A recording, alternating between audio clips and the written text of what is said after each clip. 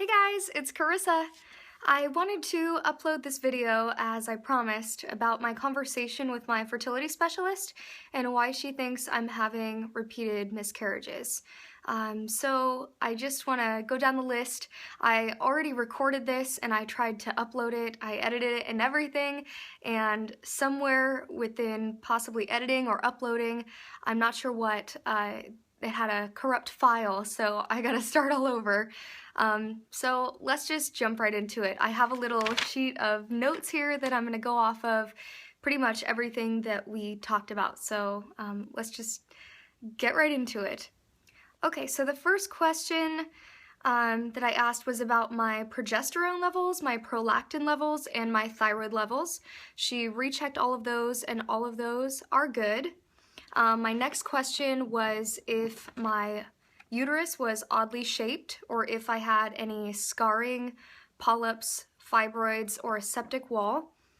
We checked my uterus shape and all of the original diagnosing that we did with the HSG test that I originally did last year, and she said that I don't have any of those. There are no problems there.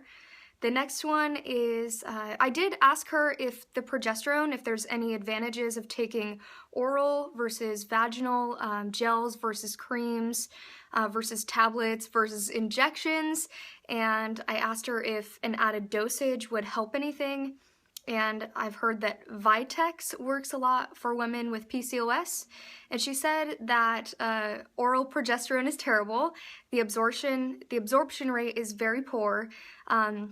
She said that the one that I'm taking is probably the best one there. The only thing that we could do is switch to a name brand progesterone, but usually the name brand progesterones are not covered by insurance, so they'll be extremely expensive, and she usually only changes her clients to a name brand progesterone if they are having some type of allergic reaction. So she looked into, like I said, progesterone levels, and we tested at several points. As you know, it's a up and down kind of scale when it comes to progesterone, depending on where you are in your cycle.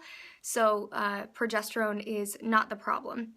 And the type of progesterone that I'm taking as a supplement, starting at 3 DPO, is not the problem. The next question I asked her was about my husband's sperm.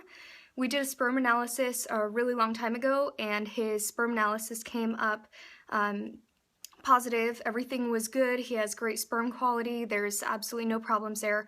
So she said that that is not the problem, and she said usually the lesser quality sperm aren't going to be reaching the egg anyways. They're going to get trapped in all the, the huge journey that they have to make up to the fallopian tube to meet the egg. So she said that my husband's sperm is not the problem. Next, I asked her if there are any chromosomal or I'm so bad at saying this word, immunological, yes, I think that's right, causes. And she said that we are not quite ready to test for these because I have had 2 chemical pregnancies, which are, like I said, early miscarriages, and 1 actual miscarriage that was at about 6.5 weeks. So she does not think that I'm ready for that kind of testing until I have another miscarriage, actual miscarriage that is after 6 weeks. So hopefully that will not happen, but I guess we'll hold off on those tests until then. The next thing, I asked her if I possibly have endometriosis. She checked the scan again. She said I don't have any of the symptoms, and I don't have any super painful periods. I don't have hugely painful cysts. I have cysts that come and go. So with polycystic ovarian syndrome, you have cysts that come and then they disintegrate.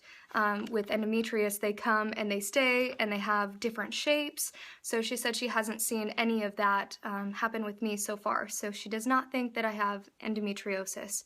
And she said even if I do have endometriosis, there is really not much we can do to change the miscarriage rate. But she said it's extremely unlikely that I have endometriosis. So she's not willing or wanting to do the testing for that. Next thing I asked her about was about killer blood cells and blood cells fighting off the baby. She said many doctors have tried to find a bunch of theories about this just to find a reason and an answer for their clients of why people are having multiple miscarriages, and they're inventing new interesting tests, but there's nothing that really proves that there are killer blood cells that are fighting off the baby, especially based on the tests that we took. So she took a look at all of my blood work, and she said that that is likely no problem. So that one is a no. The next thing I asked her is if there are things that I can eat and drink to increase my chances of keeping the baby. I told her how Todd and I eat, my husband Todd, and, you know, eating well-portioned meals 6 to 7 days a week. I asked if there's anything I can take that would help, like CoQ10 or raspberry leaf tea supplements, or more folic acid or any other type of vitamin supplement. And she said that we are doing what we should be doing. My husband is taking a multivitamin, also some zinc and folic acid, and she said I'm taking the all of the fertility medications that she's prescribing, and also every night taking a prenatal vitamin. So she said that is the best thing that I can do for my system. I asked her about CoQ10. She said that CoQ10 is an enzyme supplement that helps with ovulation and egg quality. She said it's not harmful, but there has been no evidence that proves that it is helpful. So she is very much a doctor that does not want me to take things if I really don't need to be taking them, which I agree with. So she said it's more, she said if you want me to prescribe it for you for a placebo effect, I will, but you can't, you know, tell your friends and family, I finally got pregnant because of CoQ10, because that's just not true. So she said that if I want to, then she will prescribe it, but it's really not necessary. So I told her, well, I trust your judgment, and no, I really don't need to be taking it.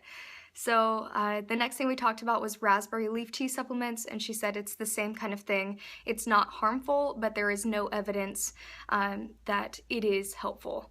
So that's the answer on that. The next one was about coffee and alcohol.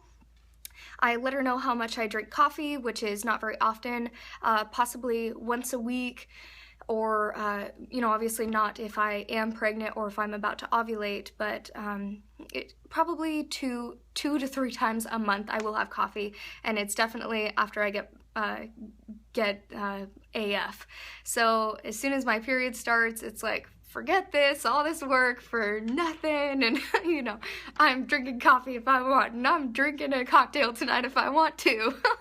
So I told her that that's usually when I drink coffee or alcohol, is the days between the day that I start my period and the day that I take Femara, which is cycle day 3, and she's like, wow, that's a pretty small time frame.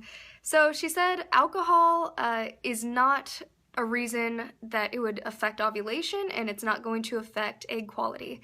So alcohol is not very harmful. She said she would abstain from alcohol 5 days post-ovulation, and obviously don't drink the next 2 weeks in case I am pregnant, which is kind of the textbook answer, but she agrees with that. So I'm going to be abstaining from, well, I obviously already do, but I'm going to keep my usual, I only get to drink on those 3 days. The day that I start my period, the day after, and, you know, right before I start taking Femara. So, that was her answer on that. She said caffeine and coffee and teas really can affect your caffeine levels and your miscarriage rate also. She said a thing that a lot of people don't know is that oh, before I leave, before I leave to talk about coffee, I do want to say that she said, not to get drunk. It's not good for your body, and it's not good for you physiologically. So she said, just do not get drunk. There's no reason for you to be getting drunk, and it's really not good for your body. So you can have a few drinks, but just don't get wasted. Okay, on to caffeine. So caffeine really changes your body if you're trying to get pregnant. She said, I usually advise people who are trying to conceive to drink as much coffee as they would as when they are pregnant. So that is 1 cup a day, and I need to do research because she said there are a lot of different types of coffee. You know, American sizes are not normal sizes, so a tall that you would get at Starbucks, the smallest size is already 1.5 cups, so that is more than you should be having. A grande is not a cup of coffee. So she also said that drip coffee has more coffee than other types of coffee. She encouraged me to Google that and take a look at that. I haven't done that yet, but I need to take a look at the coffee. I decided to just cut it out completely if there is any possible way that it could be affecting even those 3 days before I start taking Femara. It's just not worth it. So I'm cutting coffee completely out. She said I don't have to do that, but I said I would like to. And when I drink, I'm going to be drinking just red wine, which I have been for the last several months. So that's kind of that. So after talking about all of that, I asked her, what do you think is the problem here? Why do you think I'm having repeated chemical pregnancies and a miscarriage? And she said, honestly, I chalk it up to bad luck because you have a very healthy body. Everything seems to be right, and all of your blood work is right. So it's kind of I don't know, it's, I would rather know that something is wrong so there's something I can do about it. But as soon as I kind of tried to troubleshoot, I just told her, I'm just trying to figure out why the science is working and my body is failing. And I asked her, I was like, is there any type of testing that we can do to find out if something may be causing this? She said next on the list is a glucose test, which I took, and everything is better than normal. So I don't have insulin problems in my body, which is great. And I asked her last about weight. She asked me if I'm overweight currently, and I told her I'm about 20 pounds overweight. Usually my body is best when it is around the 140 range, and I'm currently around the 160 range. So she said that weight is actually one of the biggest things that can prevent miscarriage because it completely changes your body on a metabolic rate. Or a metabolic scale is how she puts it. She said that it helps with the whole metabolic makeup, and it includes healthier ovulation and healthier egg quality, and it helps your body just be healthier overall. So she said she wants my BMI to be between 18 and 25, and it is currently in the 27 range. So she said, you know, all you need to do is start working out and decrease your caloric intake. She said I can eat 1,500 calories a day, and knowing that the baby does not need much for nutrients the first you know, month that I'm pregnant, then I can pretty much eat a tiny bit and lose weight that way. She also said that I should be working out and going on walks or runs. I can do pretty much whatever I want as long as my heart rate stays below 150 beats per minute. She said ideally it would be around 120. So I told her, okay, well that's good news. So losing weight, she said this is probably the most important thing that you will want to take out of today.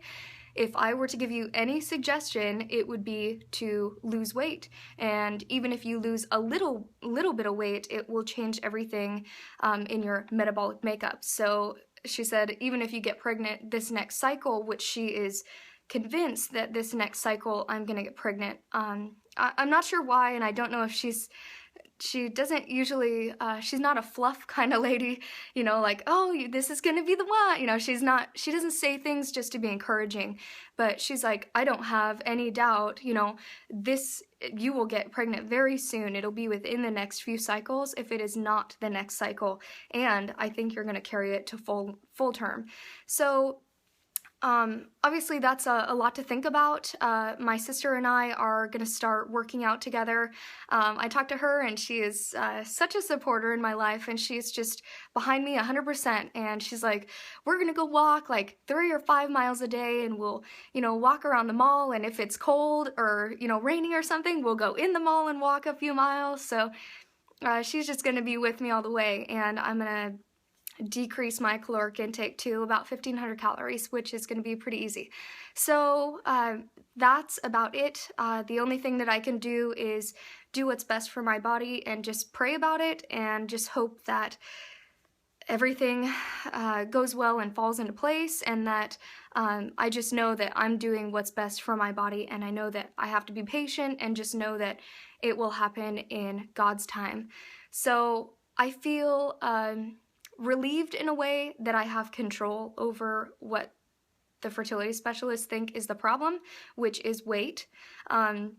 So I feel happy and relieved to know that I am completely in control of that. So like I said, I'm just going to be praying about this and hoping that I get pregnant. But hopefully these answers are some type of resource for you guys, or some type of answer that you guys have been wondering. Keep in mind that these are just the opinions of my fertility specialist. You guys may have completely different opinions and advice that you've gotten too. So if you have something that you feel really strongly about, feel free to share in the comments, because I always like to know what all of us are being told from, around the country and around the world. So for now, thank you for watching my video. Thank you for subscribing, and I will come out with another video soon. I love you guys. Baby dust to all. Bye.